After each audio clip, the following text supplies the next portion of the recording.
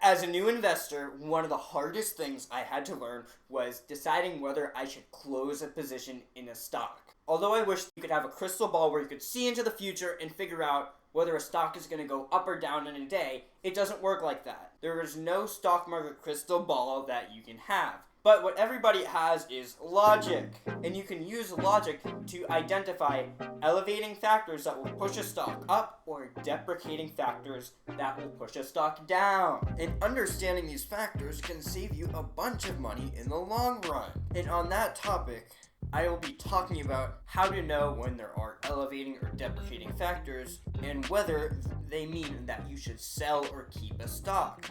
Now, before you click away from this video because you're not going to take advice from some random person who has no credibility, I am going to tell you the 2 stocks I used this method on and the outcome of the decision. Did I sell or did I hold the stock? And now that time has passed, was it profitable?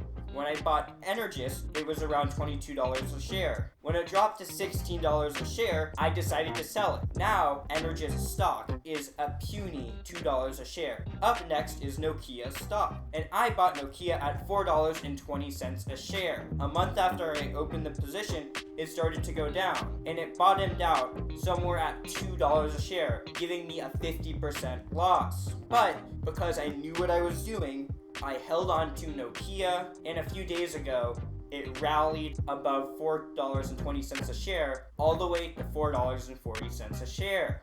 And no, this isn't some wizard sorcery. This is a simple method that you can use. Before we get into the main part of the video, subscribe to my YouTube channel and like my video. If you know someone who would like my content, share it with them if you want me to make more content like this. If you have not watched my video on investing with a thesis, the link will be right up here in the information card and it will be down in the description of the video. But now to get started, let's get into step number 1.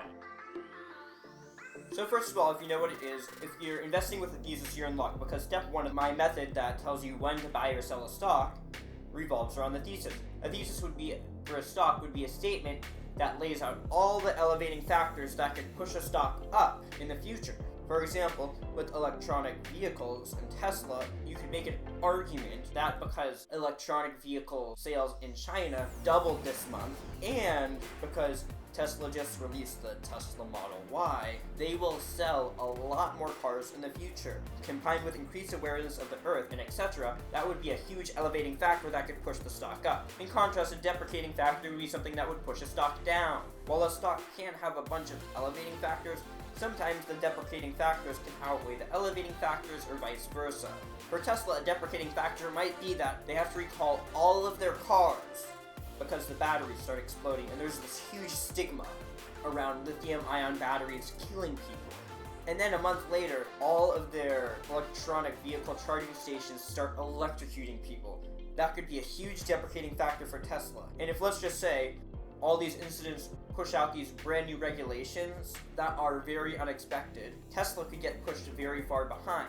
And then you could argue that types of things like hydrogen fuel cell cars would get time to catch up to Tesla, and other companies would be able to build up their charging networks while Tesla is caught off guard trying to fix their issues.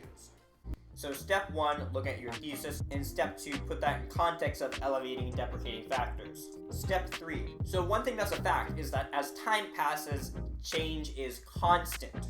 Businesses can't keep the same business model 24/7. They have to adapt and develop new systems in context of how society changes their behavioral norms. In other words, this means that if you have a thesis that is valid now, it might not be valid in a month, 2 months, or 3 months, because new articles will come out that might change your thoughts on the company, or it might make your thesis completely irrelevant. If a news article comes out about a company that you think is very bad, you have to evaluate what is happening. Are other stocks in the industry going down?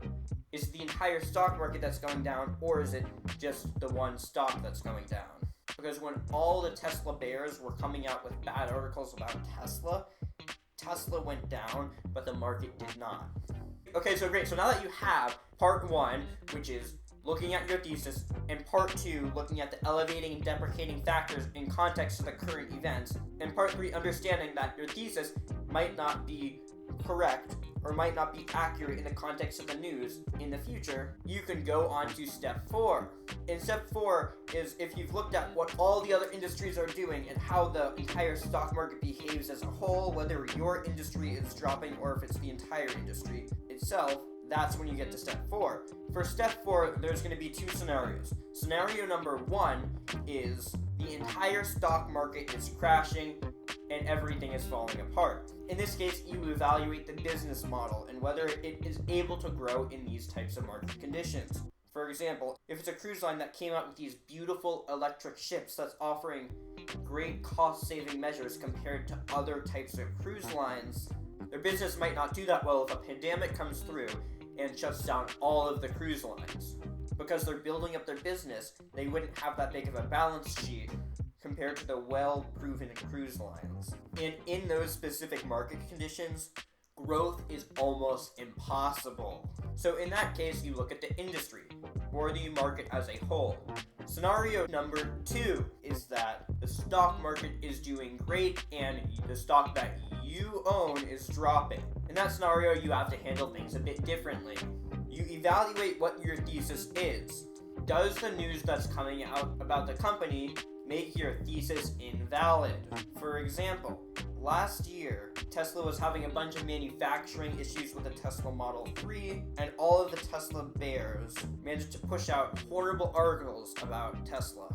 The first thing that you need to understand about that situation is that it doesn't distract away from my thesis that Tesla's autonomous driving technology and high-performance cars differentiate the company, which is allowing Tesla to grow faster than other automakers. Although all the people are saying that Tesla would go bankrupt, the success of the Tesla Model 3 around the world could go against that thesis. Tesla was not profitable because they were building up their manufacturing chain. In other words, at that moment, my thesis was still valid.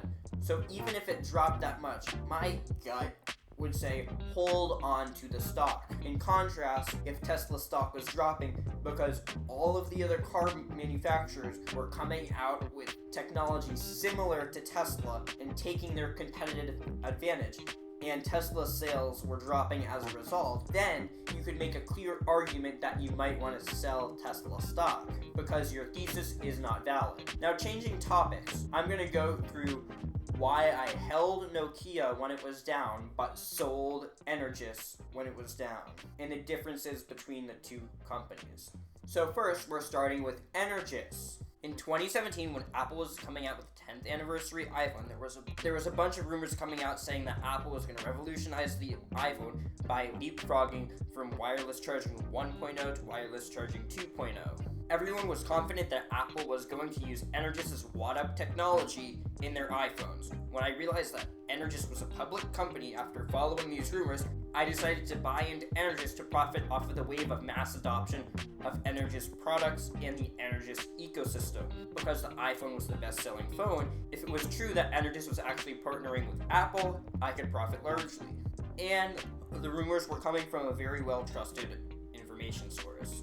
I bought into Energous at $22 a share, and then I looked and it was $16 a share because a news article came out proving that Energous was not partnering with Apple, and that Apple was actually going to use Generation 1 key wireless charging standards. I immediately sold Energous because I had no thesis left. The fact that Apple was using key wireless charging instead of Energous wireless charging gave me no catalyst to boost the sales of Energous products. My thesis was broken, I sold the stock. Situation number 2 was with Nokia. In January, I bought Nokia at $4.20 a share because I wanted to profit off of the rollout of 5G technology. Nokia was going to get a second stream of income via 5G technology when it was rolling out. In February, the stock market began to crash, and Nokia went all the way down to $2 a share. I held on to Nokia because I knew that the event causing the stock market to crash would not affect the rollout of 5G, and the rollout of 5G was going to be inevitable. So I held on to Nokia, even though I was down 50%. Then a few days ago, I was finally profitable on Nokia because I still had a thesis, and my thesis on Nokia was not broken. In conclusion of the video, the number one thing you should get out of this is never ever ever ever ever panic sell. You always should choose logic when you are selling a stock, and make critical decisions based off of facts, not what your heart is telling you. Comment down below and tell me if you've ever panic sold a stock and what the outcome was. Was it a good decision or a bad decision, and why? Please like the video, subscribe to my channel, and share the video with other people so they can see it. And with that, thank you for watching. I hope you enjoyed the video and learned something very valuable. If you keep trying, you will succeed. If you do your research and all the work that you need to do when you're investing, you will succeed. I hope I inspired you to be a better person. And with that, peace. I also had the fortunate event of filming this once, and then my computer deciding to delete the entire thing I edited, so I had to film this last clip again, which took about 4 hours to edit, or something crazy. It was very fun. I was right about to upload it, and then just poof. But I'm going again, and I'm trying hard to get this video